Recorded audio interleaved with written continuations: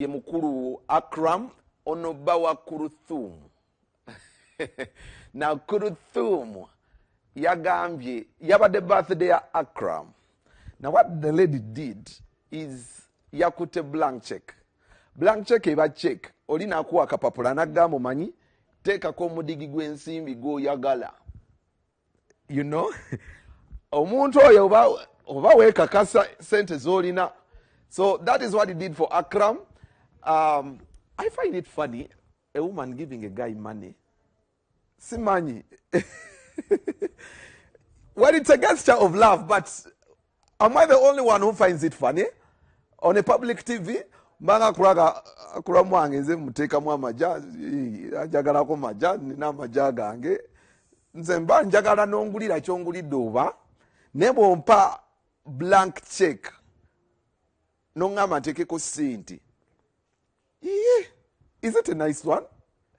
Anyway, bintriga binge nyinza obba nze fala naye Acram yagudde mu kintu. So it's upon him oba yataddeko meka we bamuwadde blank check eyo tukedde munoonyaako atubuulire how much exactly ze yataddeko eyo blank check. Omwagala we Kuluthum gye yamuwadde. Today is my husband's birthday. Come wake up blank check kana turabicyana teka. Happy birthday. Thank you. Wakulabira kusibira bakebya. Owezeze myaka emeka? Nawulira bagamba 19. So okidde njogera. Tetaaga gyogera naye nga ndi mukulu ekimala okusanyusa mukyala we. Okwogera. Tukuleko nga mukyala wakusindikidde obubaka obuyitirivu ng'omukwano gumutta Hajjati Kuluthum. Nabagamba omuntu yenna atalina kufunayo omukyala alinga Dr. Kulu tannafuna musajja tannafuna mukazi. Kyanjawulo ki?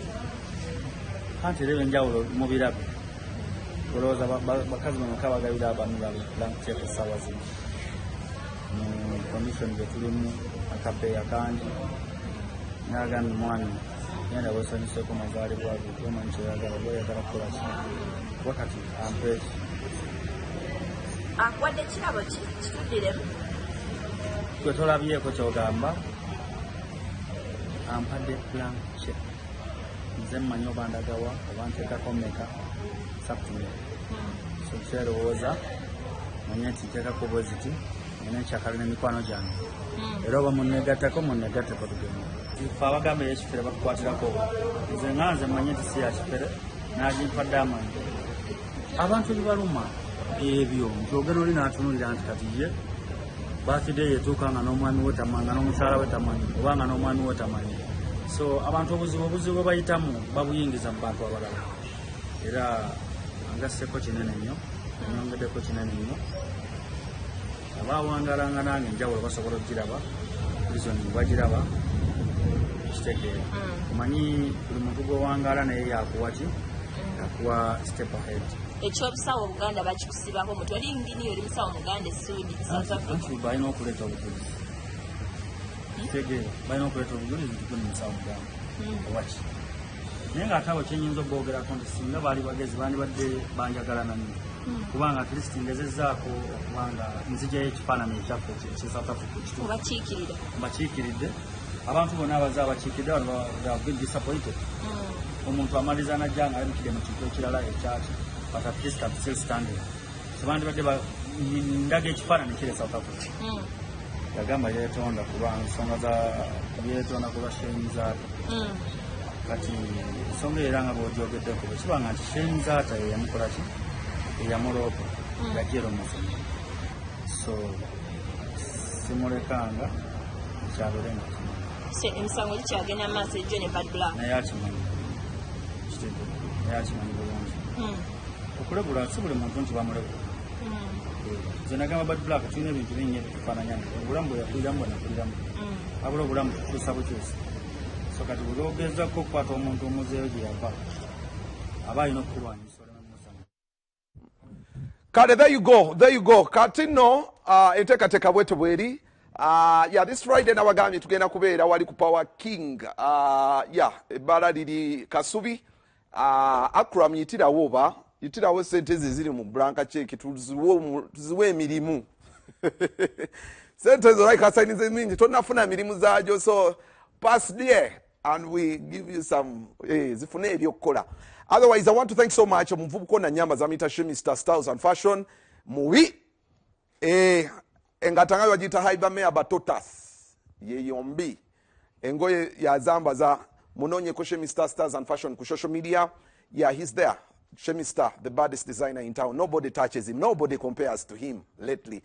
Kali kakati seko is around the corner. My brothers Badrat and Chico Smoro ne Biggie Short ne Toro. They have their maiden show Jebaita and Seko. It is around the corner. How the preparations are undergoing. Babitu Nyonyode Chichiche Tusubida. So many comedians who are about the world to endorse them. I wish you the best, my brothers. If there are people in this industry that are down to earth, ngabali kind, they are loving, they are friends to almost everybody, are these two boys. This boy, Mutono, Chico, Nemadrat. So we're going to support these ones. We're going to support these ones, guys. Okay, katoka teka ya bichibe batutese de ku Murundi guno. What is special about their show this time around?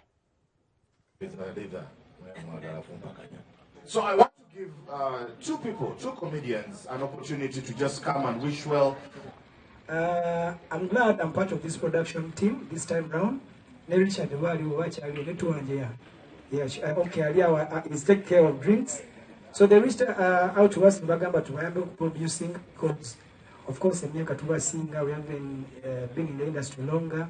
So to get up take a touch, we've already started the rehearsals. So please, we're praying for you. We're there for you. Please, how together? Hey, we're there for you as comedians. Bambi, thank you so much. The comedians Bobby Brown, thank you so much. Mary Hats, Bagada Bafeyo, Diona Yo Iria Mani. So, chigenda maso. Chigenda maso ifefeka. Mwebale kujia option halal na mwena. Ladies and gentlemen, That year, I Bambi, we are there. It's on record. I'm the first person that first gave those guys an interview. And and they confessed. And I'm proud. I'm proud. You know, sometimes when you make such things and you see these young men and women going further, what was satisfaction? Just it's a beautiful day. So, for the benefit of that, tugende twagire bachali bano mullo. Kakati, what was saying,